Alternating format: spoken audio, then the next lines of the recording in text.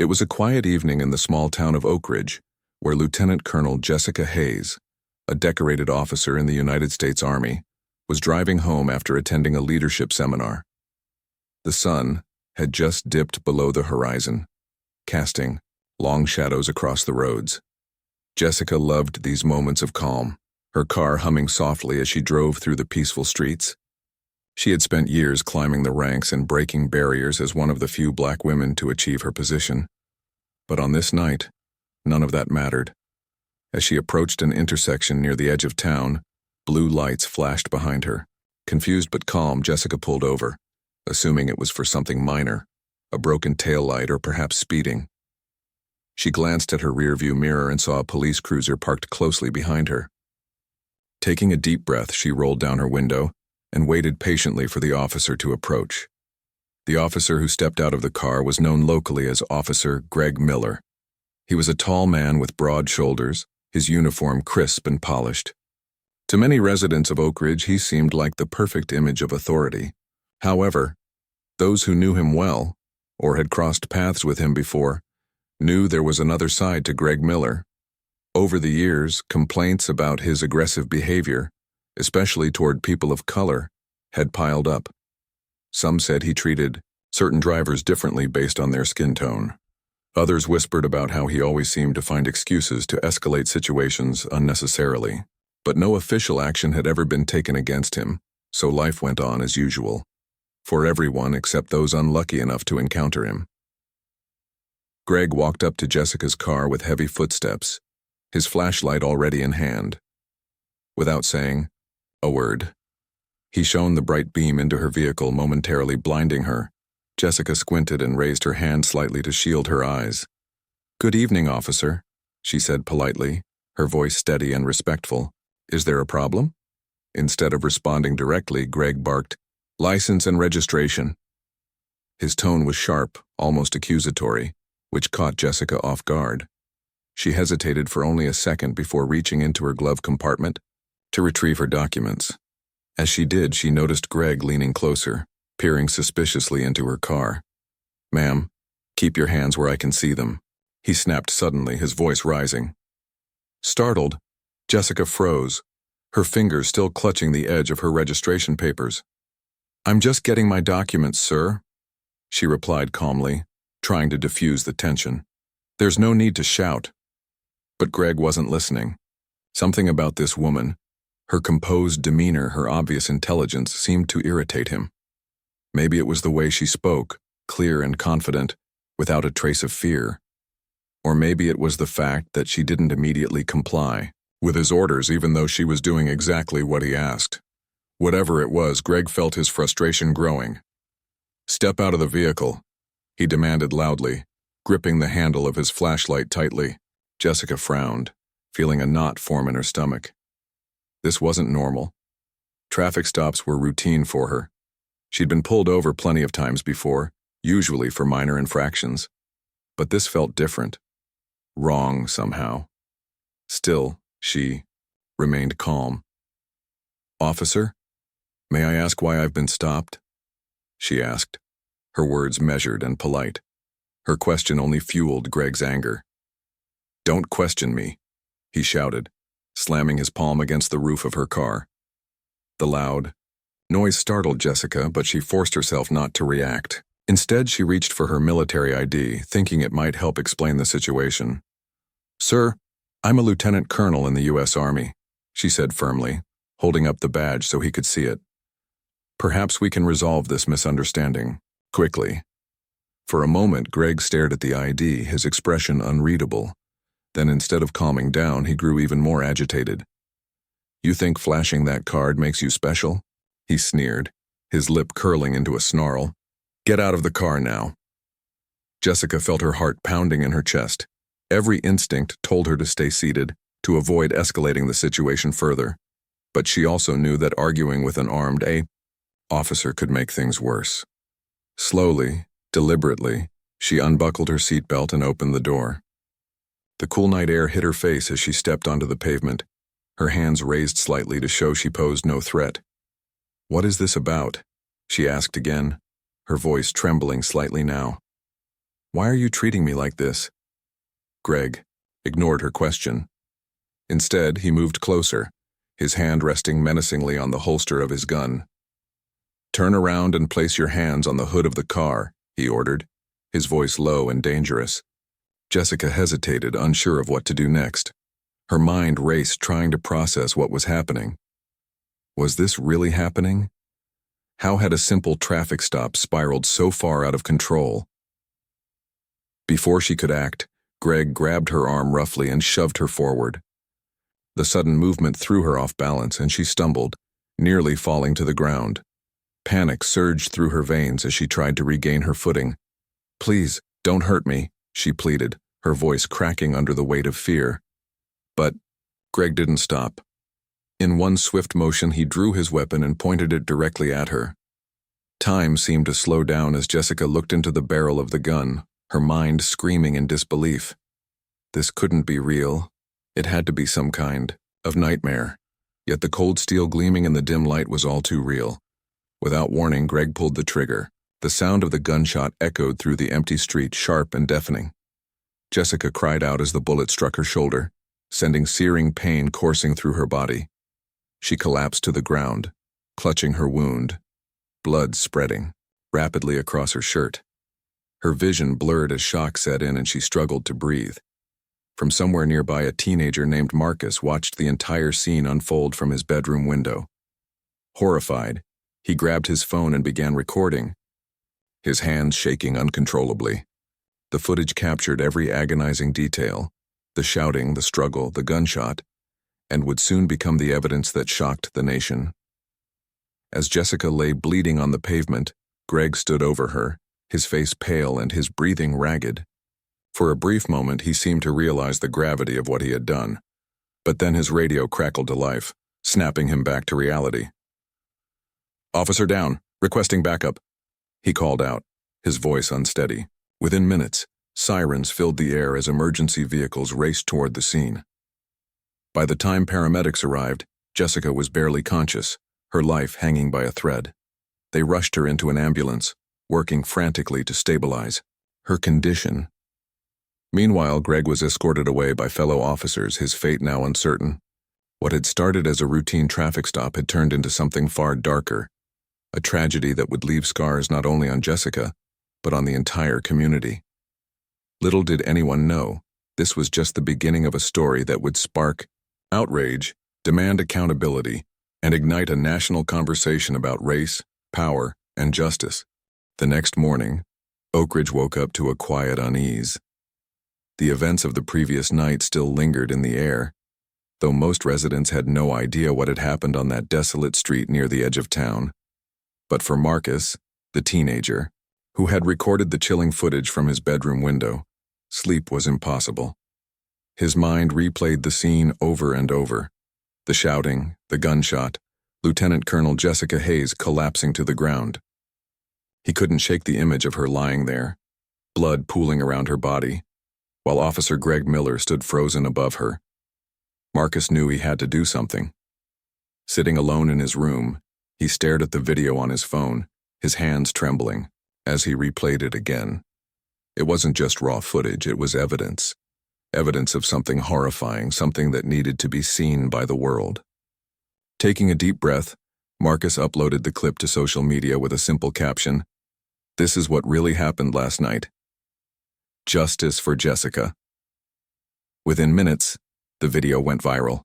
Across the country, people began sharing it, their reactions ranging from disbelief to outright fury.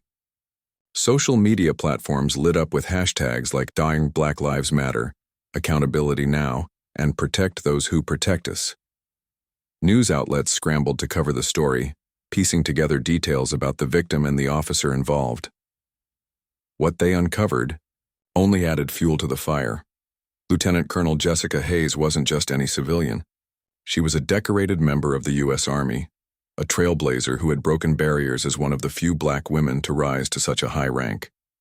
Her colleagues described her as brilliant, compassionate, and fiercely dedicated to serving her country. Photos of her in uniform began circulating online, standing proudly at military ceremonies, mentoring young soldiers, and leading by example.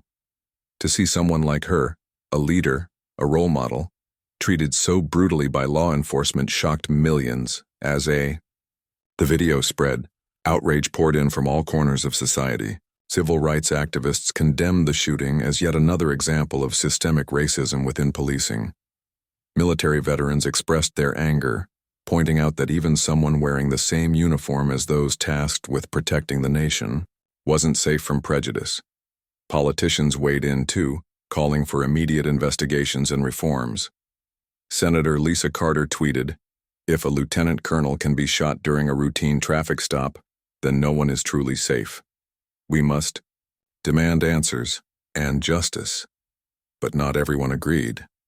Some defended Officer Miller, insisting that the video didn't tell the full story. Local news stations aired interviews with residents who claimed Jessica must have done something to provoke him. One man argued, "Cops don't just shoot people for no reason. There's always more to it than what we see." These comments sparked heated debates online, with critics accusing supporters of making excuses for police misconduct. Amid the chaos, the Pentagon issued a public statement condemning the incident. General Mark Thompson, chairman of the Joint Chiefs of Staff, spoke directly to reporters outside the Capitol building.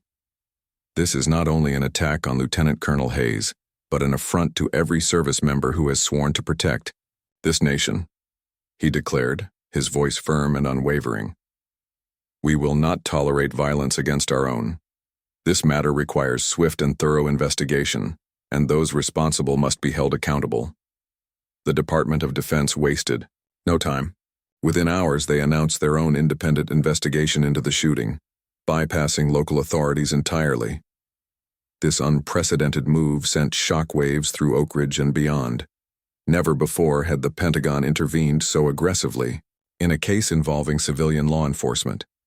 For many, it signaled how seriously the federal government viewed the situation and how determined they were to ensure justice. Meanwhile, protests erupted outside the Oak Ridge Police Department. Thousands of demonstrators gathered, holding signs and chanting slogans. Some carried banners reading, "Protect those who protect us," while others held portraits of Jessica, her smiling face staring out at the crowd. The atmosphere was tense but peaceful, driven by a shared sense of purpose. Many protesters were veterans or active duty service members, standing shoulder to shoulder with civilians united in their demand for accountability. Back in Washington, D.C., lawmakers called for emergency hearings on police reform. Members of Congress cited Jessica's case as proof that systemic issues within law enforcement could no longer be ignored. Representative James Reed addressed the House floor saying, "What happened to Lieutenant Colonel Hayes is not an isolated incident. It is part of a pattern of racial bias and abuse of power that continues to plague our communities. If we fail to act now, we are complicit in perpetuating this injustice." As the national spotlight shone brightly on Oak Ridge, pressure mounted on local officials to respond. Mayor Patricia Lane held a press conference urging calm while promising transparency. "We are committed to getting to the truth," she assured the public, but her words did little to quell the growing unrest. Protesters demanded concrete actions, not empty promises. Calls for Officer Miller's immediate dismissal grew louder, along with demands for broader reforms within the police department. Despite the mounting scrutiny, details about Officer Miller's background began to surface. Records revealed a troubling history of complaints against him, including accusations of racial profiling and excessive force. Former colleagues described him as volatile and quick-tempered, often disregarding protocol during arrests. Several incidents involved black drivers, raising questions about whether his behavior toward Jessica was influenced by racial bias. The controversy surrounding Miller only intensified when anonymous messages surfaced online, allegedly from current and former officers defending his actions. One message read, "She should have listened to commands instead of arguing with him." Another claimed, "Cops face dangerous situations every day. They have to make split-second decisions." These statements ignited further backlash, with critics accusing them of excusing blatant misconduct. By the end of the week, the story dominated headlines nationwide.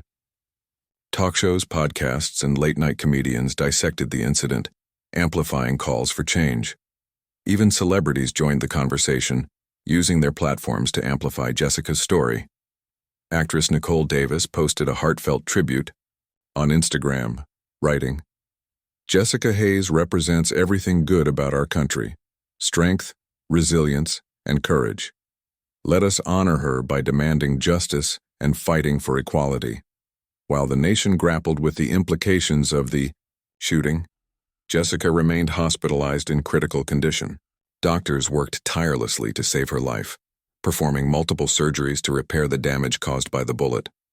Family and friends kept vigil at her bedside, praying for her recovery.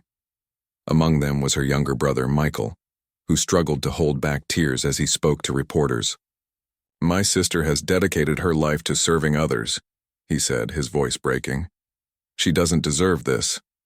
No one does." As days turned into weeks, the movement inspired by Jessica's ordeal continued to grow. Vigils were held in cities across the country, drawing crowds of all ages and backgrounds. Schools organized discussions about racial inequality, while community leaders called for unity and healing. In Oak Ridge itself, tensions simmered beneath the surface, dividing the once close-knit town. Some residents rallied behind Jessica, vowing to fight for justice. Others defended Miller, claiming he was being unfairly targeted. The discord spilled into city council meetings, social media debates, and even private conversations among families and friends. Through it all, one thing became clear. The shooting of Lieutenant Colonel Jessica Hayes was more than just a tragic event. It was a catalyst for change. It forced Americans to confront uncomfortable truths about race, power, and accountability. And while the road ahead promised to be long and difficult, the collective outcry offered a glimmer of hope. Perhaps, just perhaps, this tragedy could lead to meaningful progress. For now, the nation waited anxiously for updates on Jessica's condition and the outcome of the investigations. Would justice prevail? Could reforms truly address the root causes of such incidents? Only time would tell.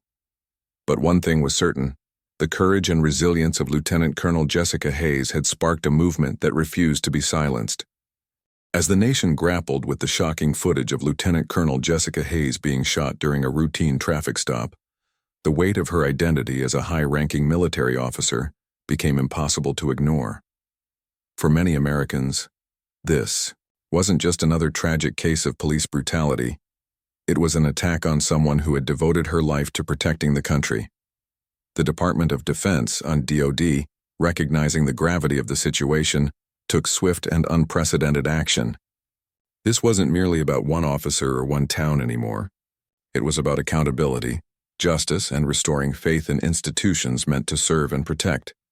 General Mark Thompson, chairman of the Joint Chiefs of Staff, stood before cameras once again, his expression stern but resolute. "Lieutenant, Colonel Hayes represents the best of us," he declared. "She has served this nation honorably, and what happened to her is unacceptable. We will not stand idly by while questions remain unanswered." With those words, the Pentagon announced its decision to launch a full-scale independent investigation into the shooting. It was a rare move. Military involvement in civilian law enforcement matters was almost unheard of, but the circumstances demanded it.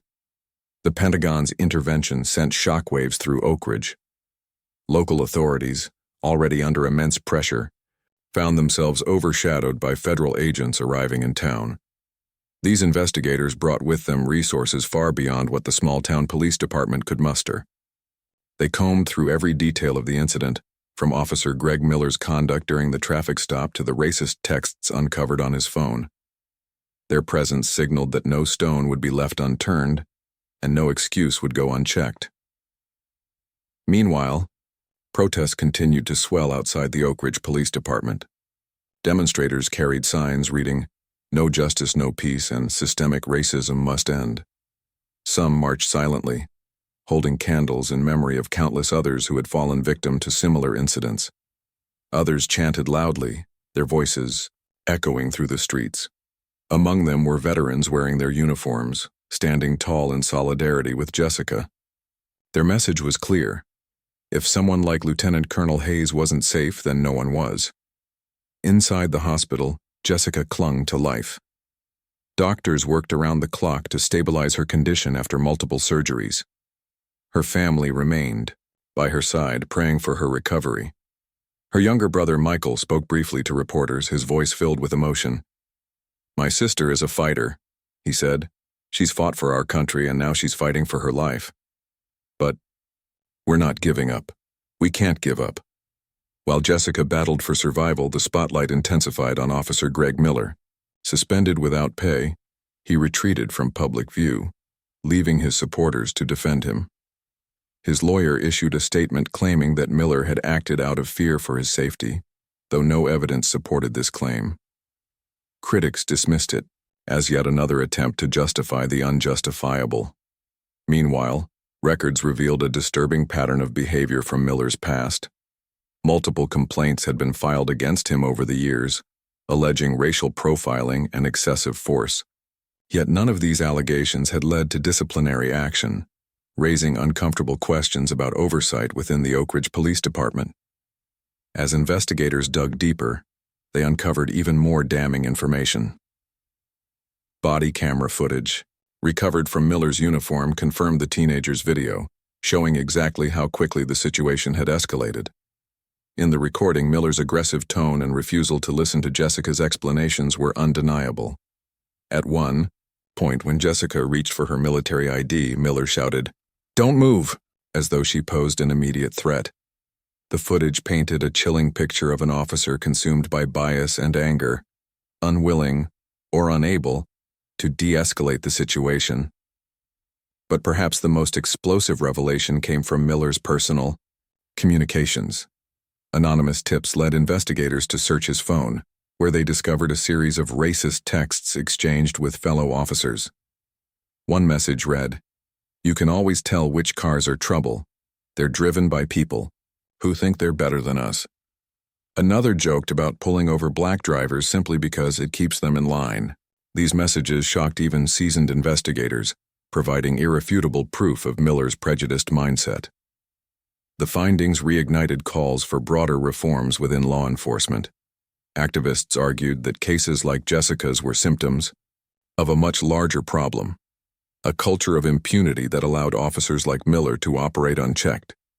Community leaders demanded changes in training protocols, hiring practices, and accountability measures.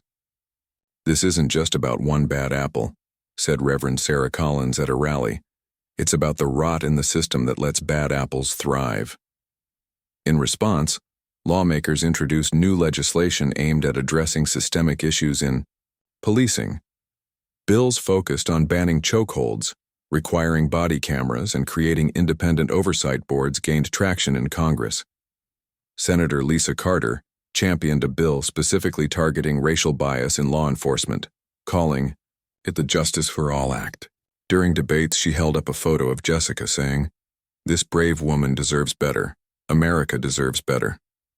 Back in Oak Ridge, tensions simmered as divisions deepened. While many residents rallied behind Jessica, others doubled down in support of Miller. Counter-protests sprang up, with some attendees carrying signs that read, "Support our cops," and "Presumption of innocence." Arguments broke out between opposing groups, forcing local officials to impose curfews and increase police presence. To maintain order, anonymous threats began surfacing online, targeting both protesters and officers, prompting Governor Allen Hayes to deploy state troopers to keep the peace. Amid the chaos, Lieutenant Colonel Hayes' story inspired countless individuals to take action. Schools across the country organized discussions about racial inequality, encouraging students to reflect on privilege and prejudice. Artists created murals honoring Jessica, depicting her as a symbol of resilience and hope.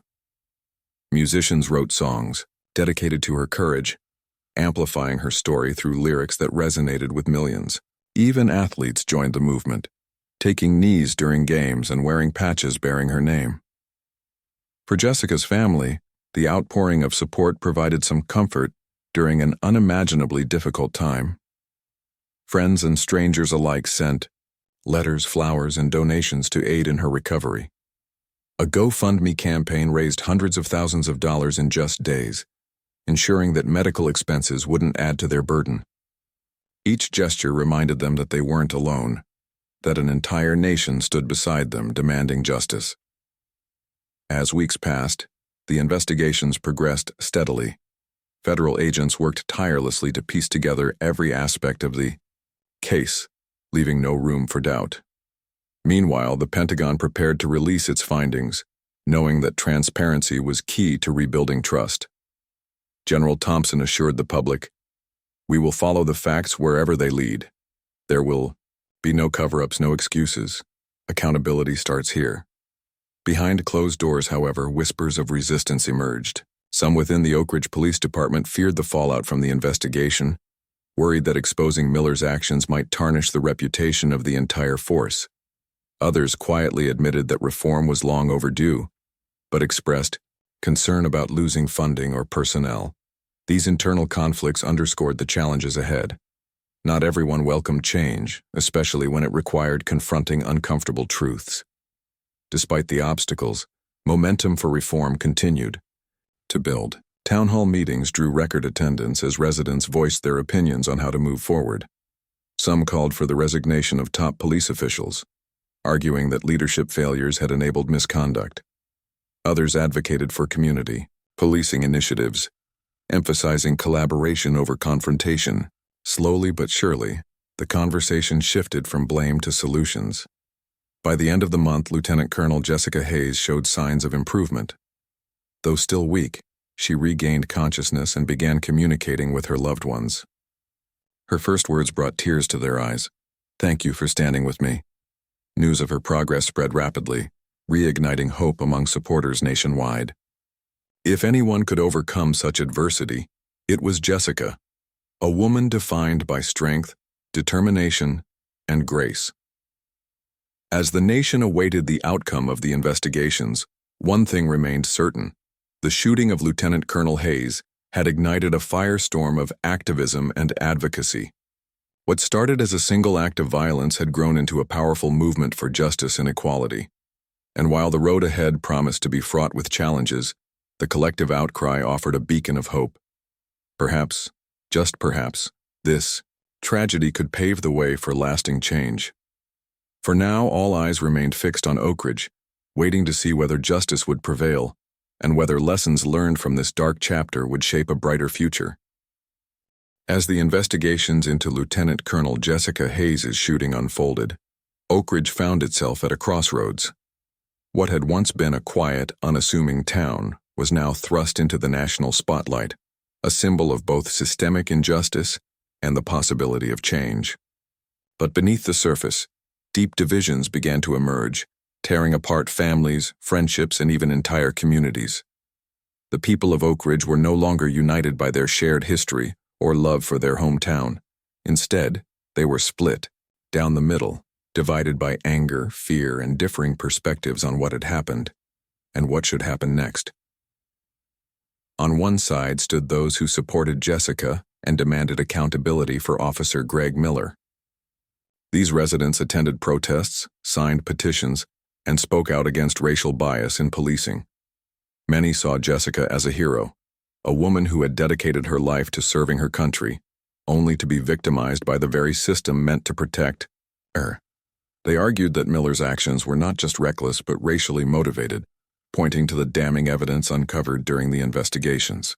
For them, justice meant more than punishing one officer. It meant addressing the root causes of such incidents and reforming the police department entirely. On the other side were those who defended Miller, claiming he was simply doing his job, under difficult circumstances. Some believed the video didn't tell the full story, insisting there must have been something Jessica did to provoke him, even though no evidence supported this claim. Others accused protesters of exaggerating the situation, dismissing calls for reform as unnecessary attacks on law enforcement. "Cops risk their lives every day," one resident told a local news crew. "They shouldn't be vilified for making tough decisions." This group organized counter-protests, holding signs that read, "Support our cops," and "Presumption of innocence." The tension between these two factions simmered just below the surface, threatening to boil over at any moment. At city council meetings, debates turned heated as citizens argued passionately about the best path forward. One meeting devolved into shouting matches when a young activist accused the police chief of turning a blind eye to misconduct. Another ended abruptly after someone threw a chair in frustration. Even private conversations among friends and neighbors grew strained. Families avoided discussing the topic altogether, fearing it might lead to arguments, or worse, irreparable rifts. Social media only amplified the discord. Online forums became battlegrounds where insults flew freely and accusations ran rampant. Supporters of Jessica accused Miller's defenders of being complicit in racism, while Miller's supporters labeled activists as anti-police radicals bent on destroying the fabric of society. Anonymous accounts posted inflammatory memes and conspiracy theories, further fueling the divide. In one particularly alarming incident, a teenager attending a protest received death threats via Instagram, prompting her parents to pull her out of school temporarily. Despite the growing animosity, some residents tried to bridge the gap. Community leaders held mediation sessions, inviting both sides to come together and listen to each other's concerns. Reverend Sarah Collins, a prominent advocate for racial equality, opened her church doors to host these gatherings. "We can't move forward if we're constantly fighting," she said during one session. "Let's focus on finding common ground." While attendance was low at first, word gradually spread, drawing curious participants eager to understand opposing viewpoints. One evening, Marcus, the teenager who had recorded the viral video, attended one of these meetings. Nervously clutching his phone, he sat quietly as others shared their thoughts. When it was his turn to speak, he took a deep breath and recounted the events of that fateful night. "I never thought I'd see something like that," he admitted, his voice trembling slightly. "It changed everything for me. But I don't want this town to fall apart because of it. We have to work together." His words struck a chord with several attendees, sparking heartfelt discussions about how to heal the wounds caused by the shooting. Some suggested forming a civilian oversight board to monitor police activity, ensuring transparency and accountability. Others proposed mandatory training programs focused on de-escalation techniques and cultural sensitivity. Slowly but surely, tentative agreements began to take shape, offering a glimmer of hope amidst the chaos. Meanwhile, Governor Alan Hayes announced plans to deploy additional state troopers to maintain order in Oak Ridge. Anonymous threats targeting both protesters and officers had escalated, raising fears of violence.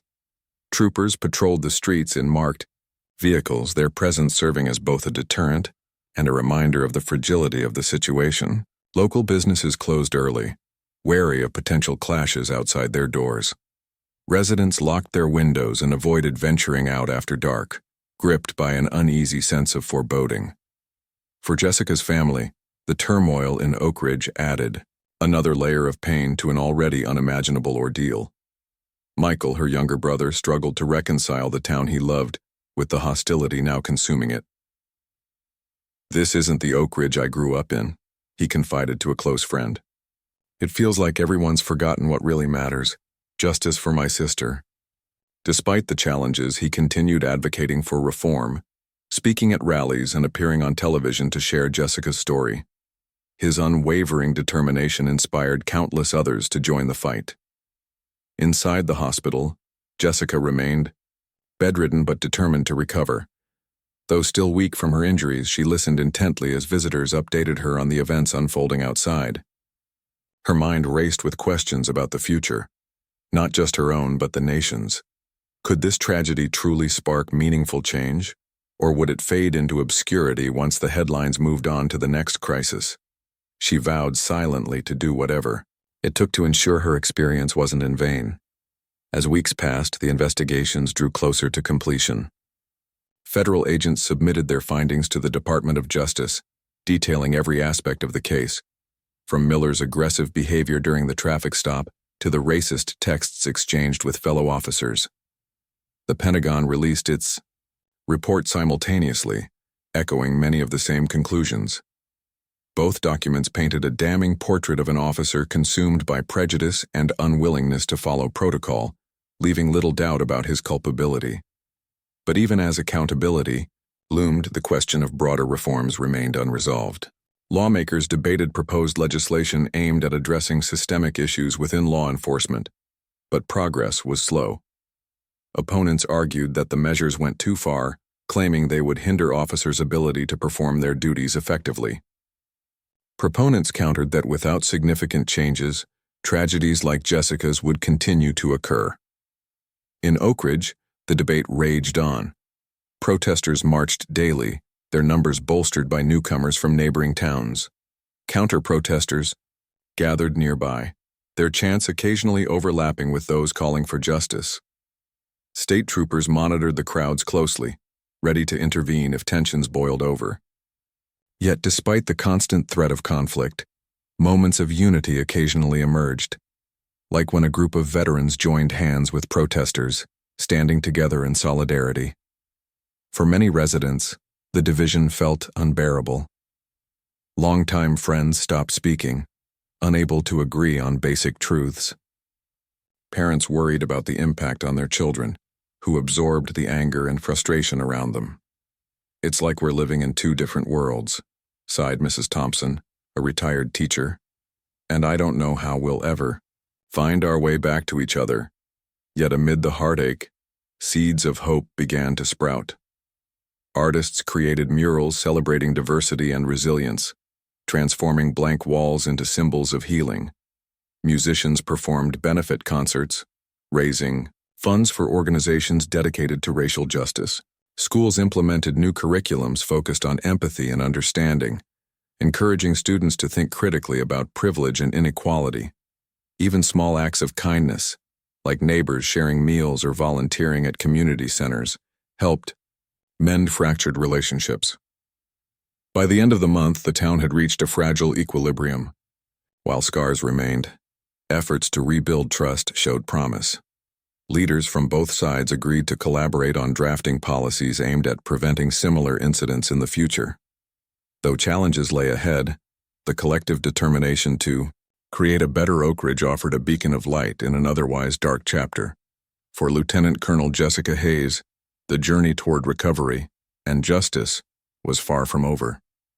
But as she watched footage of the protests and heard stories of resilience from her community, she felt a renewed sense of purpose. If her ordeal could inspire meaningful change, then perhaps it wouldn't be in vain. And so, with grit and grace, she prepared to face whatever came next, not just for herself but for everyone counting on her to lead the way. The weeks following Lieutenant Colonel Jessica Hayes' shooting were marked by painstaking efforts to uncover the truth. Investigators from both federal agencies and the Pentagon worked tirelessly, sifting through evidence, interviewing witnesses, and piecing together the events of that fateful night. What they uncovered painted a devastating picture of systemic failures and one man's unchecked prejudice that had led to a decorated military officer being shot during a routine traffic stop. At the heart of the investigation was Officer Greg Miller. Records revealed a troubling pattern of behavior stretching back years. Complaints against him ranged from racial profiling to excessive use of force. Several black residents recounted harrowing stories of being pulled over without cause, subjected to humiliating searches, or treated with outright hostility. One woman described how Miller had once slammed her car door on her fingers when she hesitated to step out of her vehicle. Another man recalled being handcuffed and thrown to the ground after asking why he'd been stopped. Yet none of these incidents had resulted in disciplinary action, only brief reprimands that did little to curb Miller's aggressive tendencies. Miller's colleagues also provided damning testimony.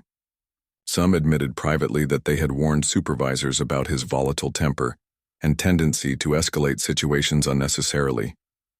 Others spoke of racist jokes he made in the locker room or derogatory comments whispered behind closed doors. One former officer even claimed that Miller had bragged about targeting certain neighborhoods because those people always have something to hide. These accounts contradicted the image Miller projected publicly, an authoritative figure, committed to upholding the law. But perhaps the most explosive revelation came from the texts recovered from Miller's phone Investigators discovered numerous exchanges between him and fellow officers containing overtly racist language. One message read, "Every time I see a car with tinted windows, I know it's trouble waiting to happen." Another joked about pulling over black drivers simply to teach them a lesson. Most chilling of all was a text sent just hours before the shooting. "These criminals think they're untouchable. Tonight will show them otherwise." These messages shocked even seasoned investigators, providing irrefutable proof of Miller's prejudiced mindset. Combined with body camera footage showing his refusal to listen to Jessica and his immediate escalation of the situation, the case against him grew stronger by the day. Prosecutors began preparing charges, confident that the mountain of evidence would leave no room for doubt. Meanwhile, the dual investigations delved deeper into systemic issues within the Oak Ridge Police Department. It became clear that Miller's actions weren't isolated incidents, but symptoms of broader problems. Internal reviews exposed glaring gaps in training protocols, particularly regarding cultural sensitivity and de-escalation techniques. Supervisors admitted that budget cuts had forced them to prioritize patrols over proper education, leaving many officers ill-equipped to handle tense situations.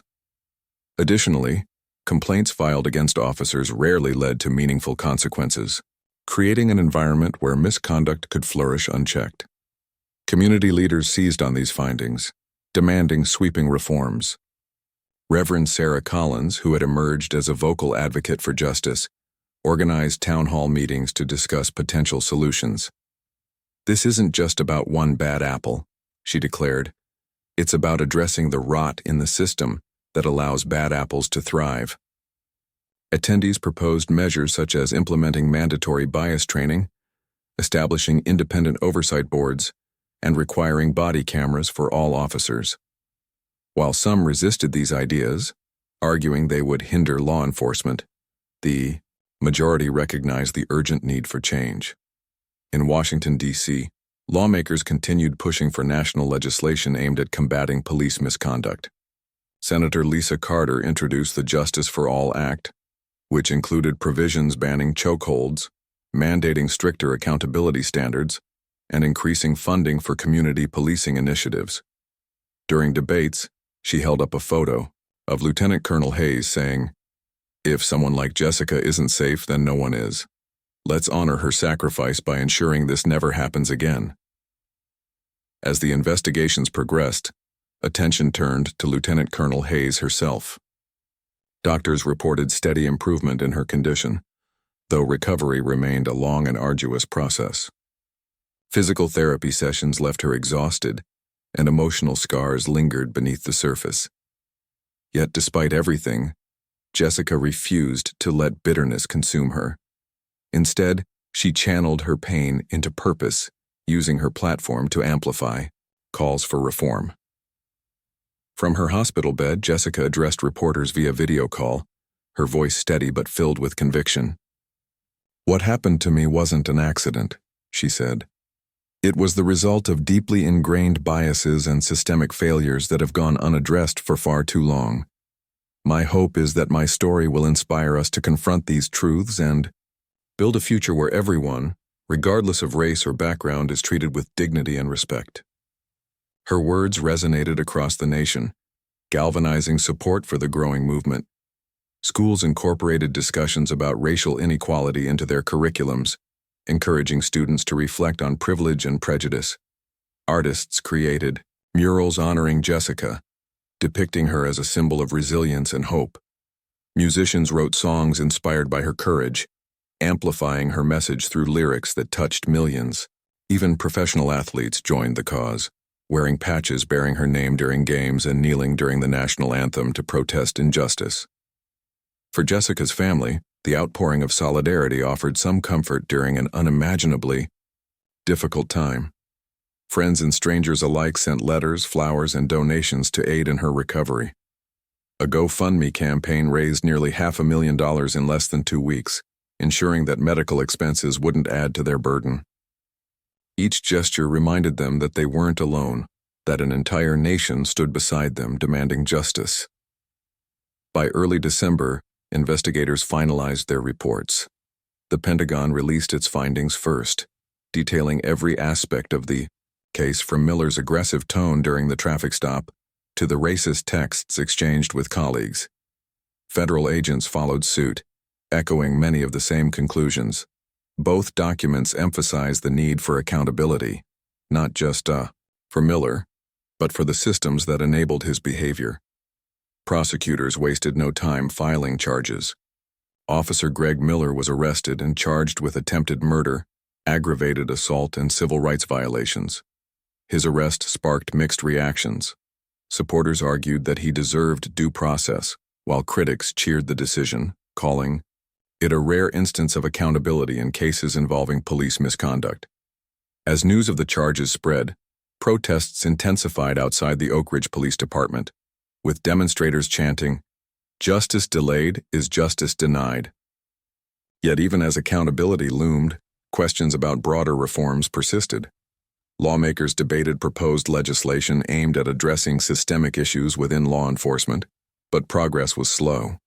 Opponents argued that the measures went too far, claiming they would hinder officers' ability to perform their duties effectively. Proponents countered that without significant changes, tragedies like Jessica's would continue to occur. In Oak Ridge, tensions simmered as residents awaited the outcome of Miller's trial. Protesters marched daily, their numbers bolstered by newcomers from neighboring towns. Counter-protesters gathered nearby, their chants occasionally overlapping with those calling for justice. State troopers monitored the crowds closely, ready to intervene if tensions boiled over. Yet despite the constant threat of conflict, moments of unity occasionally emerged, like when a group of veterans joined hands with protesters, standing together in solidarity. For Lieutenant Colonel Hayes, the journey toward recovery and justice was far from over. But as she watched footage of the protests and heard stories of resilience from her community, she felt a renewed sense of purpose. If her ordeal could inspire meaningful change, then perhaps it wouldn't be in vain. And so, with grit and grace, she prepared to face whatever came next, not just for herself, but for everyone counting on her to lead the way. As winter settled, over Oak Ridge, the town braced itself for what lay ahead. The trial of Officer Greg Miller promised to reignite old wounds and spark new debates. Questions about accountability, reform, and healing lingered in the air, unanswered but impossible to ignore. Yet amid the uncertainty, one thing remained clear. The courage and determination of Lieutenant Colonel Jessica Hayes had ignited a movement that refused to be silenced.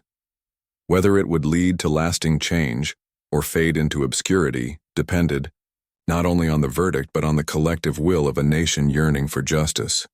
The trial of Officer Greg Miller began on a cold January morning, drawing national attention. Reporters from major news outlets camped outside the courthouse, while protesters gathered in droves, holding signs and chanting slogans. Inside, the courtroom buzzed with anticipation as lawyers, witnesses, and spectators prepared for what would be one of the most closely watched cases in recent memory. For Lieutenant Colonel Jessica Hayes, and countless others who had rallied behind her, this was more than just a legal proceeding. It was a reckoning. Prosecutors presented their case methodically, laying out a mountain of evidence that painted Miller as a man driven by prejudice and unchecked aggression. The viral video recorded by Marcus, the teenager, was shown repeatedly, highlighting how quickly the traffic stop had spiraled out of control. Prosecutors emphasized that Miller's actions were not only reckless, but racially motivated, pointing to the racist texts recovered from his phone. Witnesses testified about past incidents involving Miller, recounting stories of racial profiling and excessive force. One woman broke down in tears as she described being handcuffed and humiliated during a routine stop years earlier, a pattern that prosecutors argued had culminated in the shooting of Jessica. Defense attorneys fought back, fiercely, attempting to cast doubt on the prosecution's narrative. They claimed that Miller had acted out of fear for his safety, arguing that any reasonable officer might have reacted similarly under pressure. However, their arguments struggled to gain traction in the face of overwhelming evidence. Body camera footage contradicted their claims, showing clearly that Jessica posed no immediate threat when Miller drew his weapon. Jurors listened intently, their expressions growing increasingly grim as the prosecution dismantled each defense argument. After weeks of testimony, closing arguments brought the emotional weight of the case to a head. The lead prosecutor stood before the jury, his voice trembling with conviction. "This isn't just about one officer," he said. "It's about accountability. It's about justice for Lieutenant Colonel Jessica Hayes, who dedicated her life to serving this country, only to be betrayed by someone sworn to protect her. Ladies and gentlemen, we cannot let fear and hatred dictate our society. We must hold those who abuse their power accountable, for Jessica, for Oak Ridge, and for every person who deserves to live without fear." When the verdict came, the courtroom fell silent. As the foreman read the decision, guilty on all counts, a collective gasp rippled through the room. Protesters outside erupted in cheers, waving flags and hugging one another. For many, this moment represented a rare victory in the fight against police misconduct. Judge Patricia Lane sentenced Miller to 25 years in prison without parole, delivering a stern rebuke. "Your actions were not only criminal, but an affront to everything law enforcement stands for," she declared. "You failed your badge, your community, and your duty. Today, justice is served." While the verdict brought some measure of closure, it also underscored deeper issues within American society. Systemic racism persisted, leaving many wondering if true change was possible. Critics pointed out that punishing one officer did little to address the root causes of such tragedies. "Greg Miller is going to jail, but what about the next Greg Miller?" asked Reverend Sarah Collins at a rally following the verdict. "We need real reforms, not just convictions." In response, lawmakers redoubled their efforts to pass comprehensive legislation aimed at combating police misconduct. Senator Lisa Carter's Justice for All Act gained renewed momentum, with bipartisan support emerging after months of deadlock. Key provisions included banning chokeholds, requiring body cameras for all officers, and creating independent oversight boards to investigate complaints.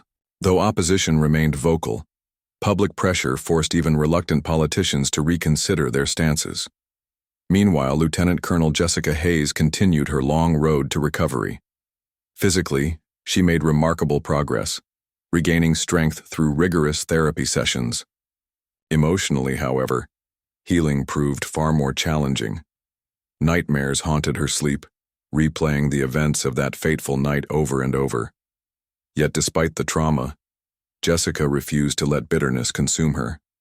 Instead, she channeled her pain into purpose, becoming a powerful advocate for reform. From hospital beds and later stages across the country, Jessica spoke passionately about the need for systemic change. She addressed crowds of thousands, sharing her story and urging listeners to remain vigilant in the fight for justice. "What happened to me wasn't unique," she often said. "It happens every day, to people whose names you'll never know, whose faces won't appear on TV. My hope is that my experience will inspire us to confront these truths and build a future where everyone is treated with dignity and respect." Her advocacy resonated deeply, inspiring countless individuals to take action. Schools incorporated discussions about racial inequality into their curriculums, encouraging students to reflect on privilege and prejudice. Artists created murals, celebrating diversity and resilience, transforming blank walls into symbols of hope.